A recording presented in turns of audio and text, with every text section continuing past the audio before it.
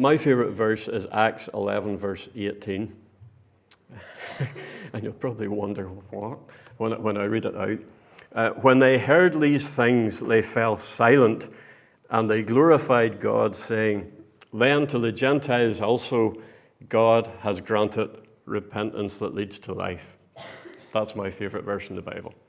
I'll give you the context of Acts 11 is about the conversion of Cornelius, the first Gentile convert in the history of the New Covenant Church. And why do I love it? Because that meeting in Cornelius' house and that record of it and that acceptance of it is the pivotal moment in history when the Old Covenant wraps up into the New Covenant. And at that point, the process begins where that ends, as it were, with if you have got saving faith in Jesus Christ, that's where it begins. He's the first clear Gentile outside of the church of the Jews that is converted.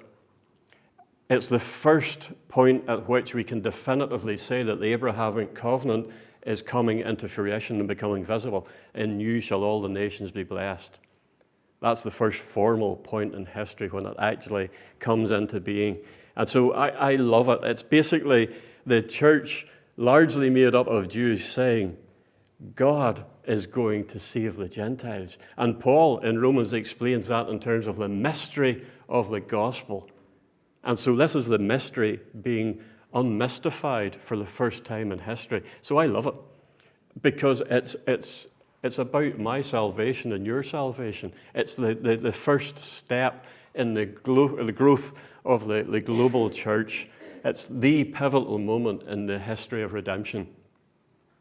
And, well, it is my favourite verse, but I could give you plenty of other verses that are up there with it, but that's the one that always comes into my head because it's so pivotal and so important in history. So it's a bit of an oddball one. It's not John 3:16, and it's not any of the usual ones, but I like it because of those theological reasons.